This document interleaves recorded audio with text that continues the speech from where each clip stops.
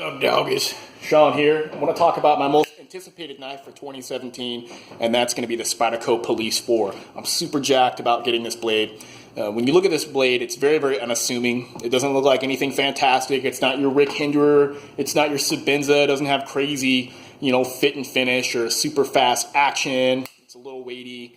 So when you look at this knife, you're like, why the hell would anybody pay 170 bucks for that? And what's so cool about that? It's just a giant Endura. Well, what you don't realize is the fact that this has Bowler's K390 powder carbon tool steel, which is badass. It's definitely going to be in the mid-60s on the HRC, which is pretty freaking hard. Really, really good performance out of the steel you're going to get. And also, probably the best part about this knife, okay, the most unsung, most hidden feature about a knife that's really going to make it perform is the fact that we've got this incredibly thin geometry on there. Geometry cuts, okay? They say geometry cuts, heat treat says how long, and you decide what the heat treat is depending on the steel of what you can do with it. And so this knife with this steel and that geometry, it's going to be a top performing cutting blade, okay? So if you're in the knives for cutting performance, then this is going to be the knife for you. Now, a lot of us are all over the place when it comes to knives, and I get it. I also think it's kind of badass to have a knife that's going to be able to hold up to some, hard use, where you're using it more of like a cold chisel than you are a knife, okay? Where it's much thicker, it's robust, you can do stupid stuff with it.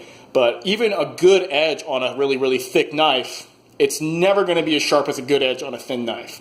Also, putting a good edge on a thick knife and using it for stuff that's basically non-cutting, your edge is still going to get damaged.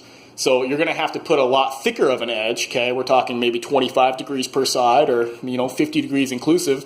And then that's just not going to cut anything really, really well. So everything's about a trade-off. Everything's a compromise.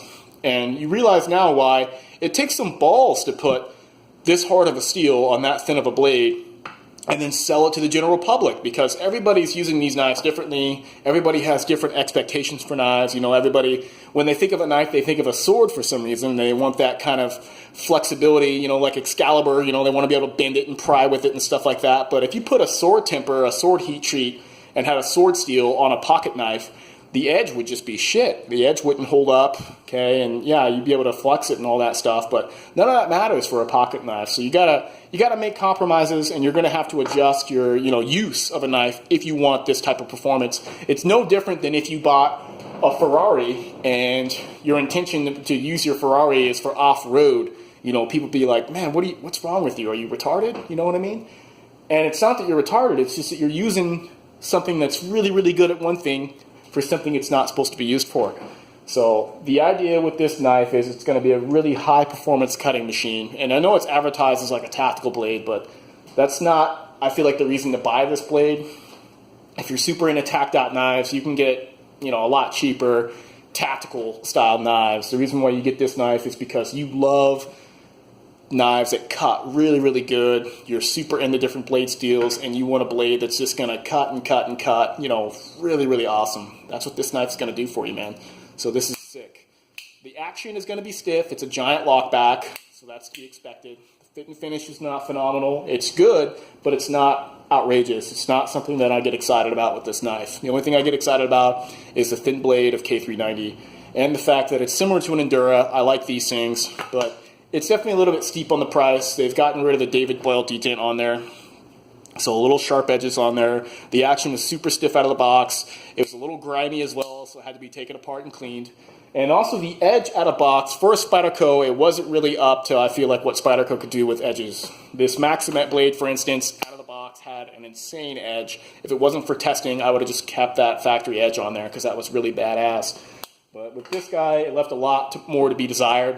What I mean by that is it felt like it was more of a 20 per side or 40 inclusive angle on there. And then the fact that some areas when I was feeling on my fingers, it just wasn't as crisp. It wasn't able to really make those hair-popping cuts and stuff. And it was a little bit rounded in some areas. So didn't enjoy the factory edge, so I just had to just, stomp out my own edge on there. Usually I wait a little bit before I do that, but I sharpened this guy up.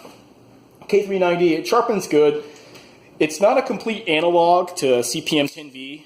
If you look at the composition, it's actually a little bit different. And Bowler actually has a steel that is an analog of CPM 10V, and that's going to be K294. That's going to be more of an exact analog of this steel. Much like how you have like your M390, your 20CV, and your 204P from Carpenter. You know, those are all analogs of each other. They're all a similar formula made by different companies with different generations of powdering.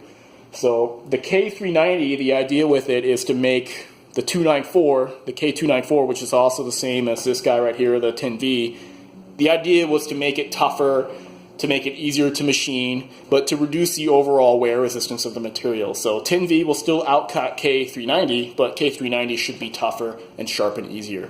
So that's the idea with that. I noticed that when it came to sharpening this guy, it sharpened great. What I used to sharpen it, I used basically the Veneve Diamond Waterstone. All right, first the 400 side, then the 800. And the 400 side was a little anemic. It definitely took a while, I feel like, to really profile. I feel like a 400 grit stone should cut a little bit quicker maybe, but Veneve makes some coarser grits. I think they make like a 120 and they make a 240. That's a double-sided combo stone, 8x3-inch bench stone. So I think that definitely is something you should look into getting, especially if it's only $60. For $120, you get a full setup that can profile all that good stuff. And so brought up a crisp edge on that. It was very sharp. But then I used this guy. This is a Spyderco Ultrafine Ceramic. And this was recommended to me by Michael Christie. And if Michael Christie recommends you get a stone, you buy that stone. You hear me? You buy that stone. So huge shout out to Michael Christie. That stone is awesome. We'll have to do a video about that because I love the edge that gives me. Fantastic. Then I used the strop loaded with CBN compound. You can use diamond too, that's not a big issue.